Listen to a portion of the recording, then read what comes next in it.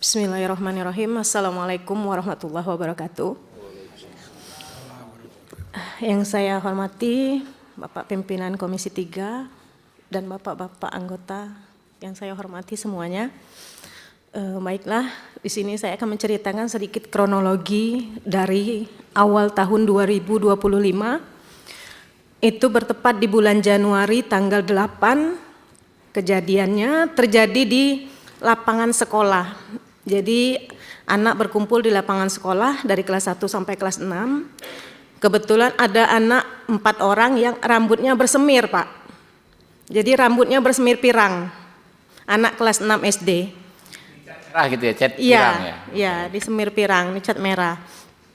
Jadi saya melakukan razia karena sebelumnya sudah diberitahu, sudah dikasih tahu bahwasanya yang dicat harus dicat hitam kembali seperti itu sebelum libur semester. Ternyata setelah masuk liburan semester, mereka masih rambutnya bersemir.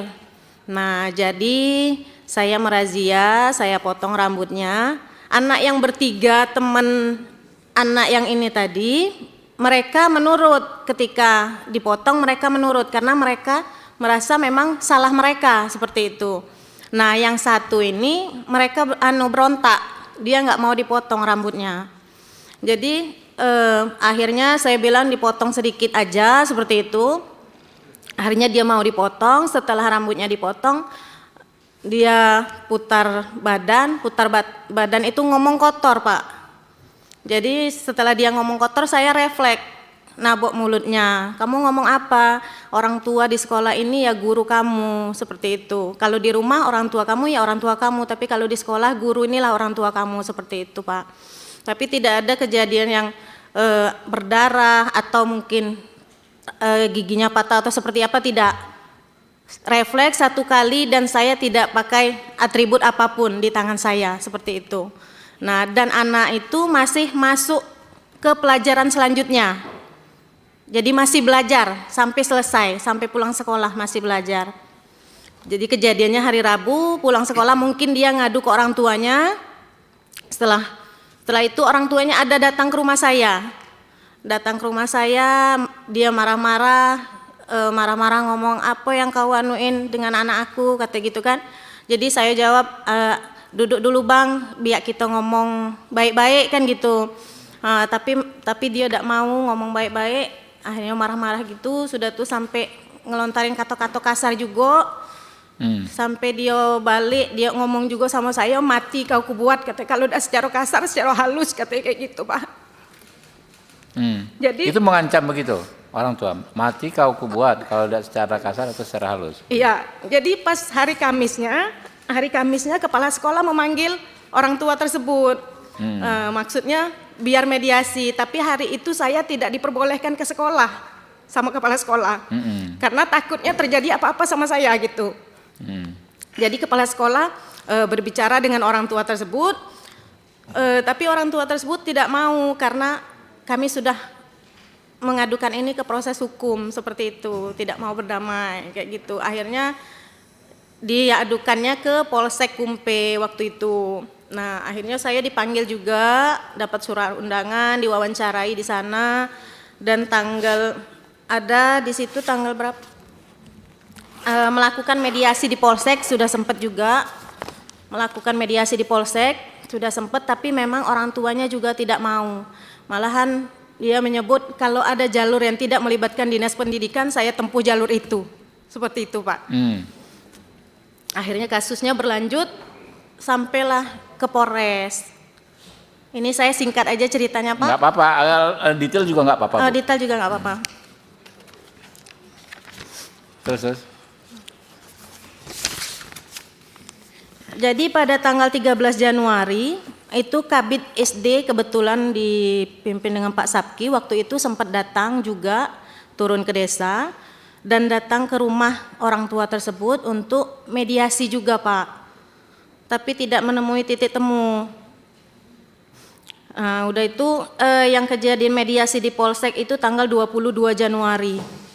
Mediasi di Polsek terjadi, ya orang tua mengatakan seperti itu. Kalau ada jalur yang tidak melibatkan dinas pendidikan, saya tempuh jalur itu katanya. Pada bulan Maret saya beserta suami naik ke rumah ke ketua adat, ingin menyelesaikan masalah ini, mengajak ketua adat untuk ke rumah orang tua tersebut biar bisa diselesaikan di desa, seperti itu.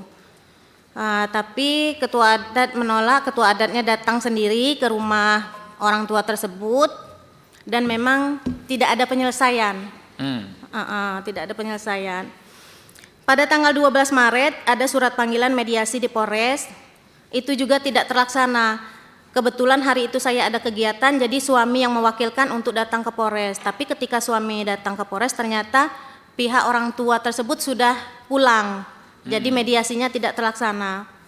Pada tanggal 6 Mei, pihak PGRI Kabupaten Muaro Jambi turun ke Desa Pemataraman. Nah, jadi berharap ada mediasi juga dengan orang tua tersebut, tetapi memang tidak ada penyelesaian. Jadi kebetulan ketua PGRI-nya Pak Ismianto, Bapak ini mewawancarai semua guru yang ada di sekolah. Seperti itu. Jadi gurunya satu-satu dipertanyakan seperti apa. Saya juga tidak tahu keterangan mereka seperti apa. Sudah itu Bapak ini sempat mau mampir ke rumah orang tua itu, tapi orang tuanya nggak di rumah, jadi nggak jadi. Pada Kamis tanggal 15 Mei saya dipanggil lagi menjadi saksi di Polres Muaro Jambi. Pada tanggal 20 Mei sama seperti itu juga, saya dimintai saksi dan saya ditetapkan tersangka pada tanggal 28 Mei saya dipanggil juga ke ruangan kepala dinas bersama Bapak Ketua PGRI juga. Di situ juga kami mencari penyelesaian atas kasus ini seperti apa. Dan pada hari itu juga saya ditetapkan sebagai tersangka di Polres Muaro Jambi. Dan pada bulan Juni itu saya sudah mulai wajib lapor di Polres Muaro Jambi. Pada awalnya wajib lapor itu 2 kali dalam seminggu, hari Senin dan hari Kamis. Setelah berjalan 1 bulan, saya wajib lapor 1 kali seminggu di hari Kamis. Pada hari Senin tanggal 18 Agustus, Ketua PGRI beserta pengawas SD, beserta kepala sekolah, dan Ketua PGRI Kecamatan juga hadir di rumah orang tuanya. Tapi jawabannya sama ya Pak. Jawabannya juga sama, proses hukum tetap berjalan.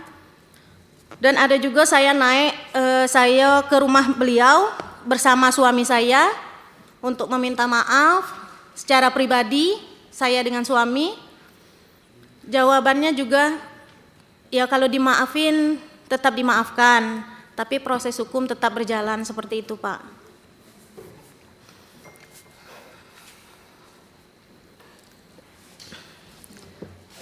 Dan pada tanggal 17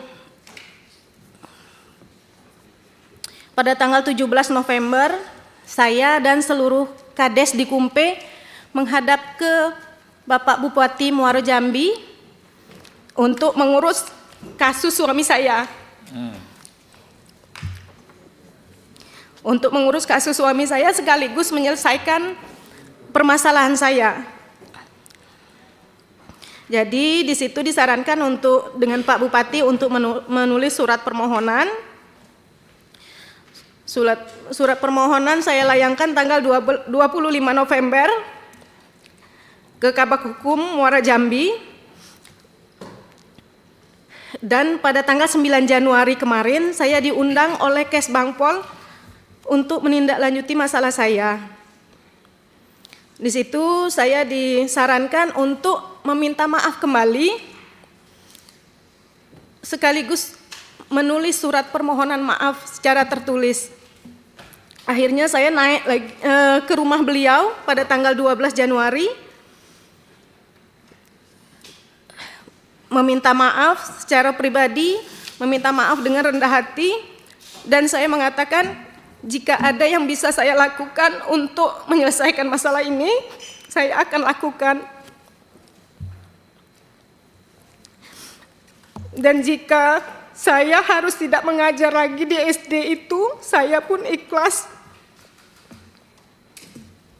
Saya bilang seperti itu dengan orang tuanya.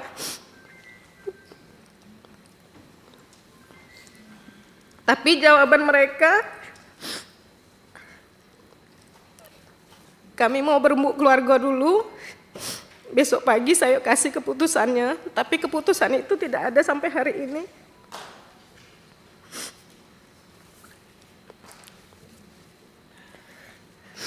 Jadi suami saya sudah ditahan dari 28 Oktober, hampir 3 bulan Pak. Dan saya menjalani ini dari 6 Juni, wajib lapor ke Polres, 1 minggu 1 kali. Jadi kalau dari pihak pendidikan, pihak Bupati memang sudah banyak membantu, tapi memang tidak ada penyelesaiannya seperti apa. Seperti itu Pak.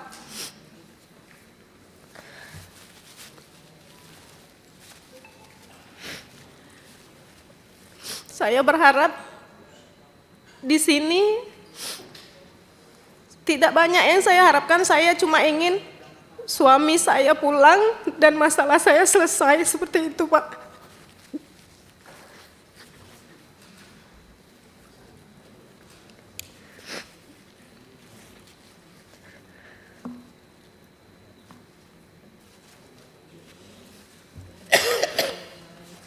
Terima kasih Pak. Oke, Bu.